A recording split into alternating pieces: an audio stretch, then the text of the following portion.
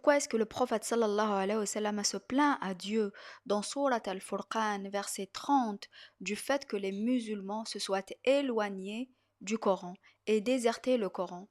Que dit le prophète? Ya Rabbi, inna qawmi ittakhadhu hadha al-Qur'ana mahjura. Et le messager dit, Seigneur, mon peuple a vraiment pris ce Coran pour une chose délaissée. Ici, le prophète sallallahu alayhi wa sallam nous parle depuis la fin des temps, c'est-à-dire quand nous serons devant Dieu. Et Dieu nous dit à travers ce verset qu'à un moment donné, les musulmans s'éloigneront de la parole de Dieu. Et c'est ça ce que nous voyons aujourd'hui. C'est pour ça que les musulmans vont aussi mal. C'est pour ça que le monde musulman s'est effondré. C'est pas à cause des autres, c'est à cause de nous. C'est-à-dire que nous nous sommes éloignés de la voie droite. Nous nous sommes éloignés de la voie de Dieu. Nous nous sommes éloignés de la lumière de Dieu. Et quiconque veut vivre une bonne vie, il doit revenir vers la parole de Dieu, parce que la lumière de Dieu, elle est dans sa parole, elle est dans ses mots, elle est dans le texte qu'il a fait descendre pour nous guider. La hidayah, la bonne vie, elle est dans le Coran. Que nous dit Dieu dans un autre verset? إن هذا القرآن يهدي للتي هي أقوم ويبشر المؤمنين الذين يعملون الصالحات أن لهم أجرا كبيرا. Certes, ce Coran guide vers ce qu'il y a de plus droit, de meilleur, et il annonce aux croyants qui font de bonnes œuvres qu'ils auront une grande récompense. Alors, Dieu nous dit que si on reste attaché au Coran, que si on reste proche du Coran, on aura une bonne vie et puis on aura une récompense. On aura la récompense de l'au-delà. On aura le paradis, on aura la vie éternelle. Mais ce que les musulmans ont fait, c'est qu'ils ont délaissé la parole de Dieu, pensant qu'elle était secondaire, pensant que le Coran c'était un livre comme un autre, pensant qu'ils pouvaient le remplacer par les commentaires des oulémas, des mufassirin, des fuqaha. Non, les fuqaha et les mufassirin et les shuyukh, ils viennent après le Coran. Ils viennent après le Coran. Mais remettre le Coran au centre, ça ne veut pas dire ignorer la sunna. Ça ne veut pas dire ignorer les autres sources. Mais quand ces autres sources contredisent le Coran, c'est clair que je ne prends pas en compte les autres sources. Et par ailleurs, on a une vie limitée, nous les êtres humains. Donc on ne va pas passer les quelques années qu'on a à vivre à lire les commentaires. Non, on va aller vers la parole de Dieu. Parce que la vie, elle est dans la parole de Dieu. La vie elle-même. Il faut savoir que l'univers dans son infinitude est dans le Coran. Le Coran reflète l'infinitude de l'univers.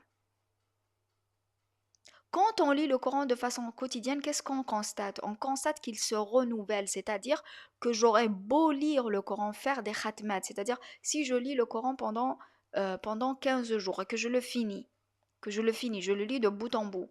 Est-ce que quand je vais le relire, je vais avoir la même expérience? Jamais. Je ne pourrai jamais avoir la même expérience du Coran si je le lis et le relis et le relis. Non. Et c'est ça ce que les gens pensent. Ils pensent que les versets c'est les mêmes, les sourates c'est les mêmes. Non, la vie elle se renouvelle dans le Coran. Et cette expérience tu la feras si tu lis le Coran de façon quotidienne et continue. C'est-à-dire que le Coran, c'est l'esprit de Dieu. Dieu nous a donné de lui-même dans le Coran. Et pour ceux qui pensent qu'ils ne peuvent pas comprendre le Coran, tu ne dois pas aller vers le Coran en disant si est-ce que je vais comprendre? Non, tu donnes ton esprit à Dieu et tu demandes la guidance. Et si Dieu voit qu'il y a une intention sincère en toi, il va descendre sur toi la lumière et il va descendre sur toi la guidance, al-hidayah, qui te permettra d'avoir la hikmah, qui te permettra de comprendre ce texte. Est-ce que nous allons tous comprendre la même chose quand on va lire le Coran? Est-ce qu'on va tous avoir la même expérience? Non, et c'est ça aussi qui est extraordinaire au Coran. C'est que nous allons tous avoir une expérience différente du Coran. Le Coran va guérir quelque chose en toi. Il va ouvrir ton esprit, il va ouvrir ta clairvoyance sur quelque chose dans laquelle tu as besoin d'avoir de la clairvoyance. Il va te guider là où tu te sens perdu. Il va te sortir des ténèbres. C'est-à-dire que si tu es en proie aux addictions, si ta vie va mal, si tu n'as pas d'argent, si tout va mal dans ta vie, le Coran va redresser ta vie. Le Coran va redresser ta vie. Inna hada al-Qur'an yahdi lillati hiya aqwam. Il va te guider vers ce qu'il y a de meilleur pour ta vie et pour l'au-delà. Il va te guider, il va te dire ce que tu dois faire, le Coran. La lumière, elle est dans le Coran. Elle n'est pas dans les commentaires. Elle n'est pas dans le prêche du vendredi. Non. Surtout quand on sait que ceux qui font les prêches, la plupart du temps, ils font que répéter ce qu'ils ont lu dans les livres. Il y a beaucoup de choses qui nous viennent des Israéliens dans les commentaires et dans les livres des Mufassirin. C'est-à-dire qu'ils ont pris ce que les autres ont dit de leur religion, qui est une religion satanique. Quand on lit le Talmud, qu'est-ce qu'il y a dans le Talmud? Il y a des choses sataniques dans le Talmud. Et il faut savoir qu'il y a beaucoup d'Israéliens dans les livres des Mufassirin, dans les livres de Fuqaha, dans les Ahadith.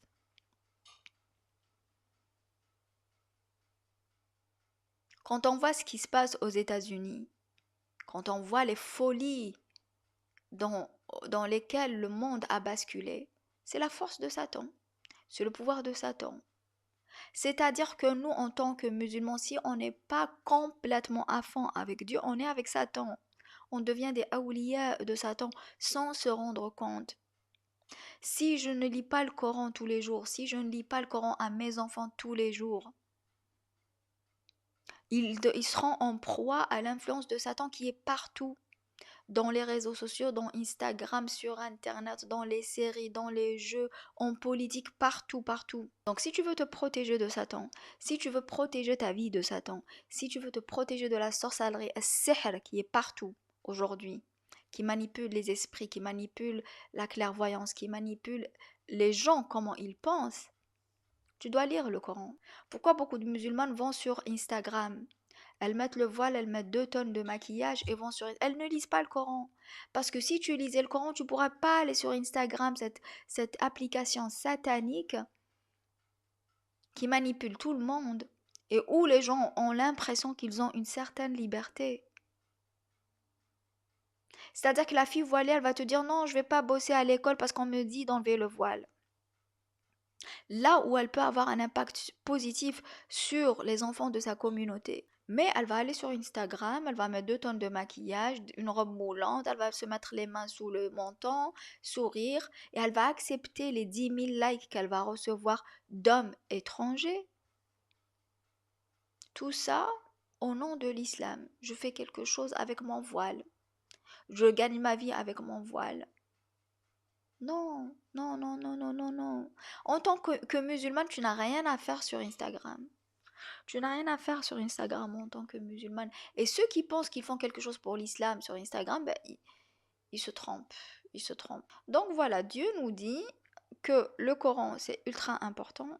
Le prophète se plaint du fait que les musulmans se soient éloignés du Coran. Donc si tu veux que ta vie, si tu veux que la lumière revienne dans ta vie, au sens propre et figuré, remets le Coran au centre de ta vie. Consacre 15 minutes à la lecture du Coran tous les jours. Tous les jours. Et vois comment la lumière revient dans ta vie. Je te parle par expérience. Voilà pour aujourd'hui. N'oubliez pas de liker, de vous abonner, de commenter et de m'attendre dans le podcast prochain.